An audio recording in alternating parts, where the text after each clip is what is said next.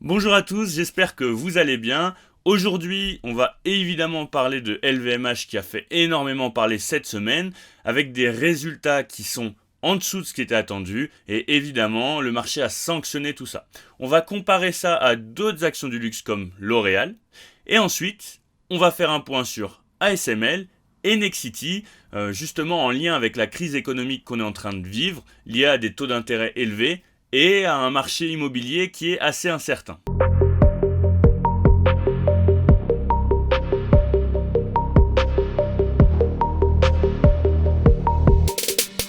Allez, c'est parti, on attaque directement avec LVMH. LVMH qui a une grosse chute cette semaine suite à l'annonce de ses résultats. En termes de vente, on est largement en dessous de ce qui était attendu. En termes de croissance des ventes, on est à 9% alors qu'on attendait 11,5%, ce qui est assez important. Et ça a directement été sanctionné par le marché, comme vous le voyez, hier avant-hier. Et ce qu'on voit aussi, c'est qu'on a cassé deux supports. On a cassé un support horizontal, celui des 700, qui avant, pour vous expliquer un petit peu comment ça fonctionne sur Zone Bourse, qui avant était vert parce que c'était le support qui était en vigueur, et maintenant vous voyez que celui qui est en vert, c'est celui des 673. C'est-à-dire que notre nouveau support maintenant, c'est celui des 673. Mais on n'a pas cassé que notre support horizontal, on a aussi cassé un niveau oblique qu'on n'avait pas cassé depuis 2020, depuis octobre 2020. Là, on voit qu'on l'a cassé. C'est un niveau qui est assez important. Comme vous le savez, sur LVMH, j'ai un PRU qui est à 760, donc un PRU qui est assez élevé, mais pour moi, c'est du long terme. Je ne m'inquiète pas et je vais vous l'expliquer après. J'ai pas rechargé. J'avais pas d'ordre placé aux alentours des 670. En revanche, j'ai un ordre placé aux alentours des 630. C'est un petit peu subjectif, mais pour moi, au vu de la conjoncture économique actuelle, aussi de la conjoncture économique en Chine, ça représente 30% du chiffre d'affaires de LVMH. Donc pour moi, pour l'instant, j'attends encore une baisse. En ce qui concerne les fondamentaux, pour moi, sur LVMH, on est sur une action long terme sur laquelle il n'y a pas d'inquiétude à avoir. Ce qu'on vient de vivre, c'est une normalisation de la demande, parce qu'on avait vécu un boom d'achat après le Covid. Là, on est sur une normalisation. Donc, effectivement, comme vous le voyez sur le graphique, la hype sur LVMH, on voit qu'elle est en train de s'essouffler, finalement. Si on en revient aux fondamentaux, on est sur un PER, donc le PER qui est juste ici. Vous voyez qu'en 2020, on était sur un PER de 55, c'est-à-dire qu'on payait 55 fois les bénéfices. Aujourd'hui, actuellement, on est à environ 20 fois les bénéfices, et les prévisions de Zone Bourse, c'est moins de 20 fois les bénéfices pour 2024. Sachez que c'est, pour une action de cette qualité-là, c'est un PER qui est tout à fait acceptable, en tout cas pour moi. C'est un PER que je trouve tout à fait acceptable. Si on atteint les 15, c'est encore mieux. Après, une action comme ça, qui est plébiscitée par les investisseurs, on risque d'avoir du mal à aller à un PER de 15. On voit qu'on a déjà touché un PER de 20 en 2018. On est rarement descendu en dessous. Donc pour moi, c'est très acceptable. Si on regarde le PER de Air Liquide, par exemple, qui est une action de croissance de bon père de famille, on est parfois sur des PER qui atteignent les 30. Donc il n'y a pas de souci avec un PER. Pour moi, en tout cas, il n'y a pas de souci avec un PER qui est aux alentours des 20. En termes de rendement, à l'heure actuelle, on est à 2%. Pour moi, LVMH, c'est une action de croissance, mais elle peut aussi être intéressante en termes de rendement.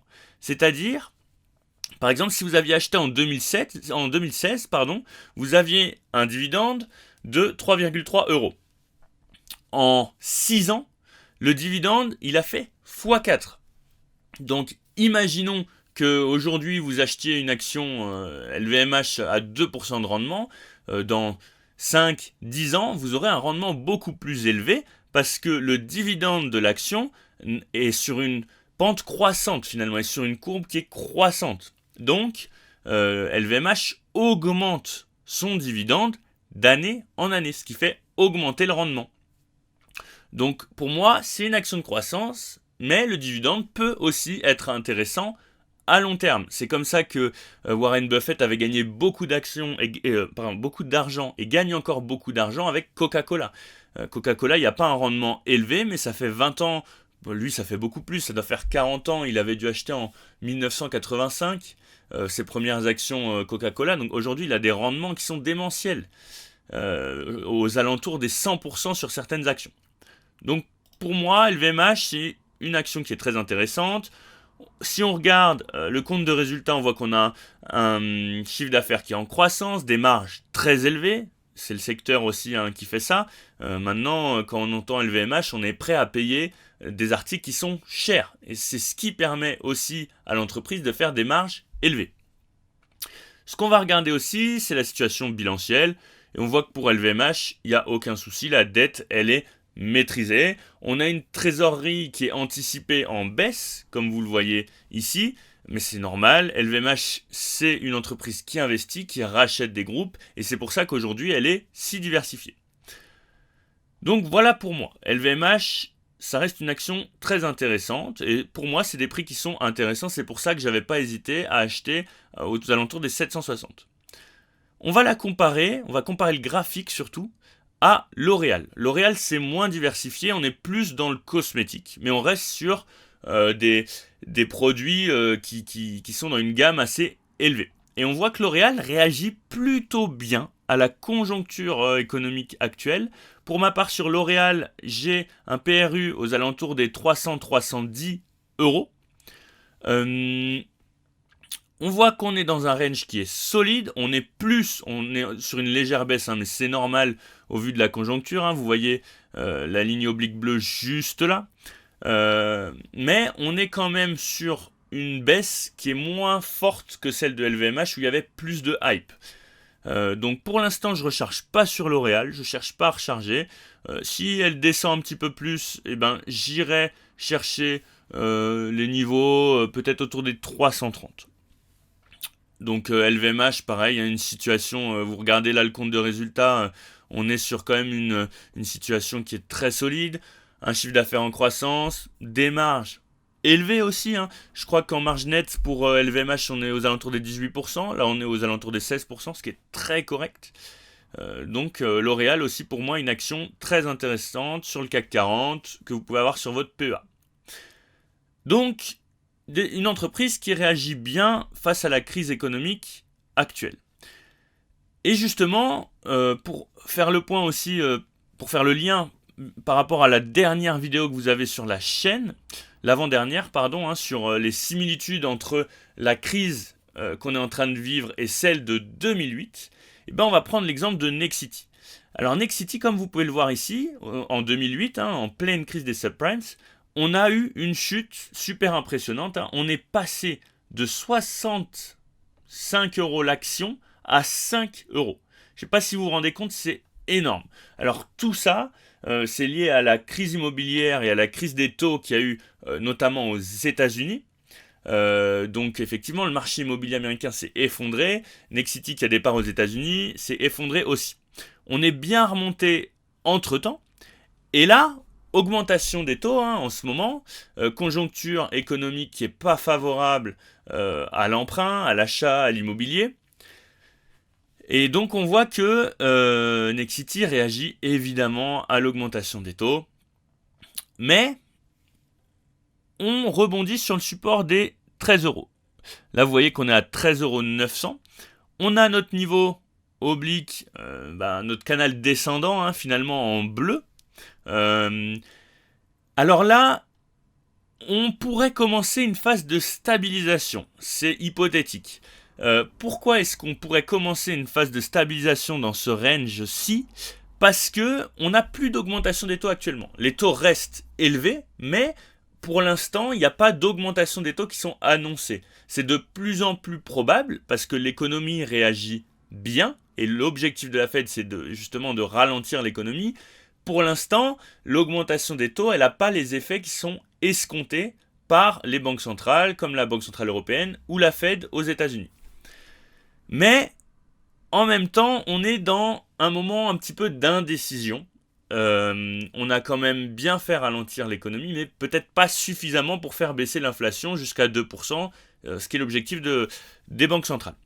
Donc, hypothétiquement, si on a une pause dans l'augmentation des taux, on pourrait voir Nexity qui travaille à l'horizontalement plutôt que de travailler à la verticale vers le bas. Attention tout de même, on anticipe plus actuellement une augmentation des taux qu'avant.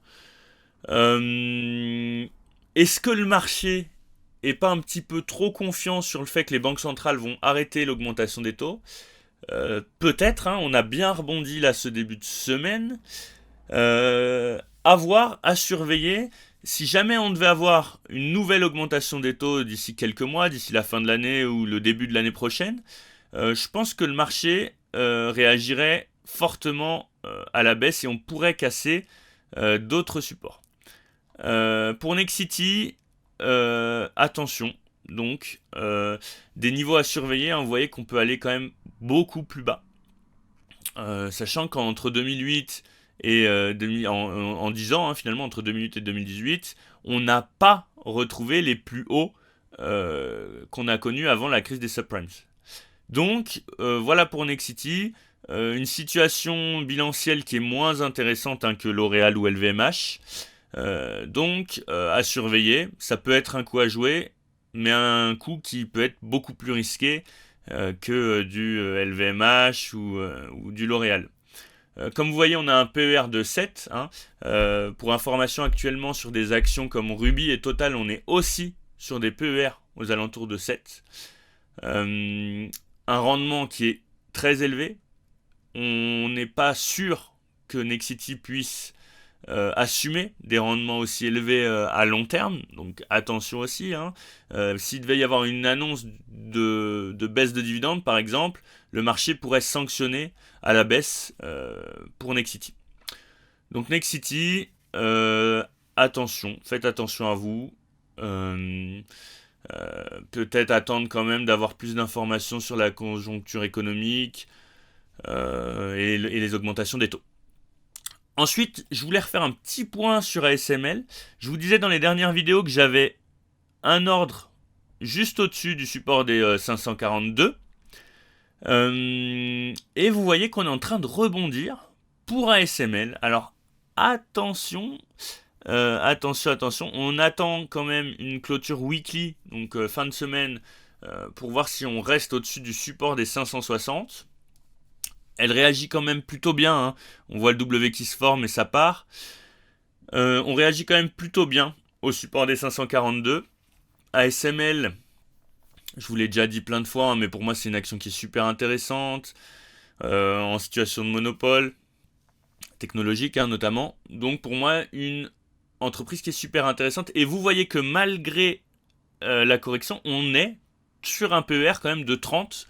Donc c'est-à-dire que le marché juge quand même acceptable de payer cette action 30 fois les bénéfices. Donc comme je vous le disais, pour une action comme LVMH, même si à mon sens il y a quand même eu beaucoup de hype, avec la reprise du marché indien, où il y a de plus en plus de riches, hein, finalement, et puis